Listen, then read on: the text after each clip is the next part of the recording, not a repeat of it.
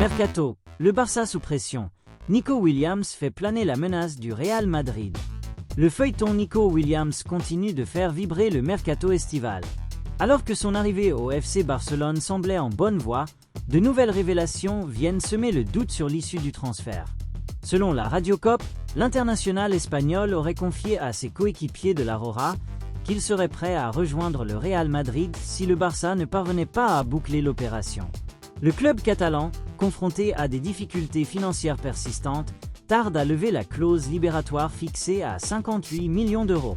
Un retard qui alimente les tensions et pousse le joueur à réclamer des garanties sportives et contractuelles avant de s'engager. De son côté, l'émission El Chiringuito se veut plus optimiste.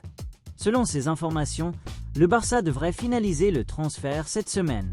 Nico Williams aurait même déjà pris sa décision, définitive et irréversible. Il portera les couleurs blaugrana la saison prochaine. Malgré les incertitudes, le dénouement semble proche. Mais dans un mercato toujours imprévisible, rien n'est encore tout à fait joué. Le Real Madrid en embuscade, le dossier Nico Williams reste fragile. Le transfert de Nico Williams vers le FC Barcelone semblait en bonne voie, mais rien n'est encore acté. Selon Mundo Deportivo, le dossier est loin d'être bouclé et plusieurs points de friction subsistent entre le club catalan et l'entourage du joueur.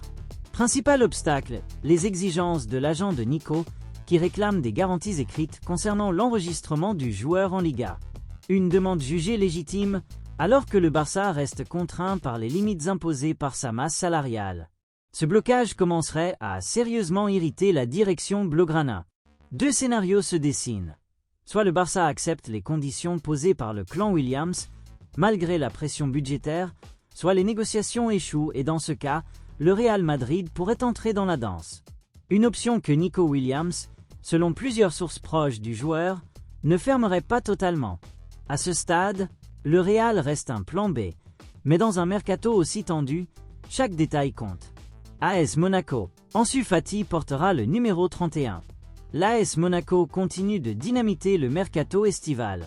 Après l'arrivée retentissante de Paul Pogba, le club de la Principauté a officialisé ce mardi la signature d'Ansu Fati en provenance du FC Barcelone. Prêté avec option d'achat, l'ailier espagnol de 22 ans tentera de relancer sa carrière sur le rocher après plusieurs saisons marquées par les blessures et une progression freinée. Le club monégasque a également dévoilé le numéro que portera Fati cette saison, le 31. Un choix chargé de symboles pour le joueur, puisqu'il s'agit du numéro qu'il arborait lors de ses débuts professionnels au Barça. Il fait également écho à sa date de naissance, le 31 octobre 2002. Un nouveau départ pour un joueur encore jeune, dont le talent ne demande qu'à s'exprimer de nouveau sous les couleurs rouges et blanches. Le Barça face à la concurrence du Bayern pour Luis Diaz. Le FC Barcelone n'est plus seul sur le dossier Luis Diaz. Le Bayern Munich s'intéresse de près à l'ailier colombien de Liverpool, auteur d'une saison impressionnante sous les ordres d'Arne Slot. Selon les informations de Sky Sport et de son journaliste Florian Plettenberg, le club bavarois a identifié l'international de 27 ans comme une cible prioritaire pour renforcer son couloir gauche cet été. Si aucune négociation officielle n'a encore été entamée avec Liverpool, le Bayern évalue sérieusement l'opportunité de passer à l'action.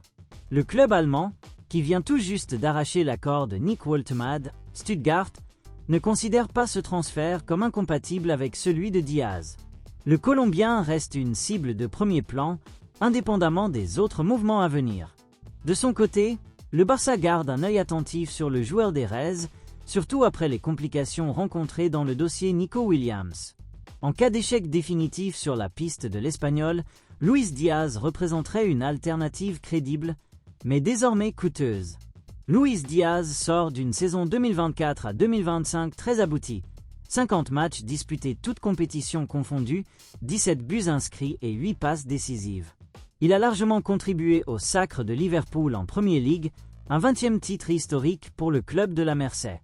En attendant une avancée concrète dans le dossier, le Bayern et le Barça se livrent une bataille silencieuse mais stratégique, alors que Liverpool pourrait se montrer ouvert à une vente en cas d'offre jugée satisfaisante. Alain Saint-Maximin ouvre la porte à un retour en Ligue 1, avec Nice en ligne de mire. Actuellement sous contrat avec Al Ahly et prêté à Fenerbahçe, Alain Saint-Maximin envisage sérieusement un retour en France. L'ailier de 28 ans, formé à Saint-Étienne et passé notamment par Monaco, Bastia, Nice et Newcastle, a exprimé publiquement son envie de retrouver la Ligue 1 et en particulier l'OGC Nice, son club de cœur. Dans une vidéo diffusée sur les réseaux sociaux par le créateur de contenu Sisino06, l'ancien Aiglon s'est montré clair. « Je vais bientôt revenir en France, on va faire ça bien. Mon cœur est à Nice, peut-être qu'un jour, je vais retourner là-bas. Il me reste 2-3 trucs à régler, mais on revient bientôt. » Malgré une saison mitigée en Turquie, Saint-Maximin conserve une belle cote sur le marché. Son profil percutant et son expérience séduisent toujours. Toutefois, son salaire perçu en Arabie Saoudite pourrait refroidir plusieurs clubs français, y compris l'OGC Nice, qui devra composer avec des contraintes budgétaires s'il souhaite concrétiser ce retour sentimental. Le dossier reste ouvert, mais une chose est sûre. Saint-Maximin n'a jamais été aussi proche d'un comeback en Ligue 1. Chelsea fixe le prix de Christopher Nkunku en partant cet été. Christopher Nkunku pourrait vivre ses dernières semaines sous le maillot de Chelsea. Alors que le club londonien cherche à faire de la place dans son effectif, l'international français figure parmi les potentiels partants de l'été. Les Blues, toutefois, n'envisagent pas de le céder à bas prix. Ils espèrent récupérer environ 41 millions d'euros pour leur milieu offensif, lié au club jusqu'en juin 2029. Après une saison 2024 à 2025 marquée par des hauts et des bas, Nkunku affiche tout de même un bilan solide, 15 buts et 5 passes décisives en 45 apparitions toutes compétitions confondues. Un rendement d'autant plus notable qu'il n'a cumulé que 2174 minutes de jeu, soit une moyenne d'accent grave peine 48 minutes par rencontre. Le joueur de 27 ans souhaite désormais relever un nouveau défi, après une adaptation mitigée en Premier League. Le Bayern Munich, à qui il a déjà lancé quelques signaux, pourrait être une destination privilégiée. En attendant, Nkunku dispute la Coupe du Monde des clubs 2025 avec Chelsea, peut-être son dernier tournoi sous les couleurs des Blues. Chancel Mbemba annonce officiellement son départ. C'est désormais officiel.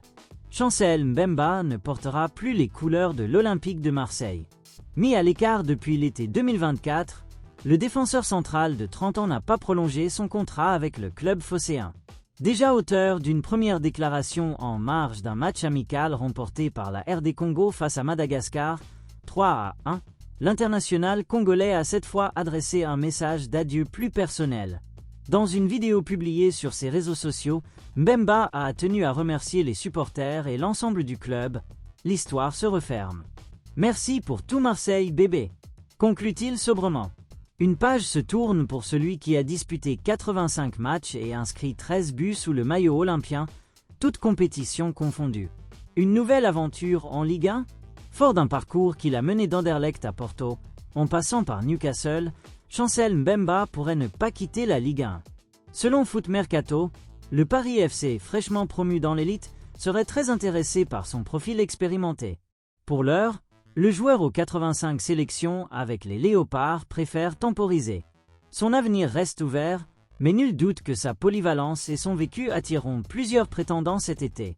Unai écarte le Spartak Moscou et privilégie un retour au Panathinaïkos. L'avenir d'Azzedine Ounahi semble s'écrire loin de l'Olympique de Marseille. Alors qu'un accord avoisinant les 12 millions d'euros était quasiment trouvé avec le Spartak Moscou, le milieu de terrain marocain a finalement décliné l'offre. En cause, des considérations géopolitiques qui l'ont poussé à refuser un départ vers la Russie malgré l'intérêt marqué du club moscovite. Ce revirement contraint l'OM à lui trouver une nouvelle porte de sortie, une tâche rendue difficile par les exigences financières du club qui souhaite un transfert sec pour un montant non négociable. Une solution semble toutefois se dessiner. Prêté cette saison au Panathinaïkos, Unai ne cache pas son attachement au club grec où il a livré une saison convaincante. 35 matchs, 5 buts et 7 passes décisives. Je ne suis pas fermé à une éventuelle prolongation au Pana, avait-il confié récemment, laissant entendre qu'un retour à Athènes pourrait être sa priorité. Reste à savoir si le Panathinaïkos, intéressé par un transfert définitif, pourra aligner les 12 millions d'euros demandés par Marseille.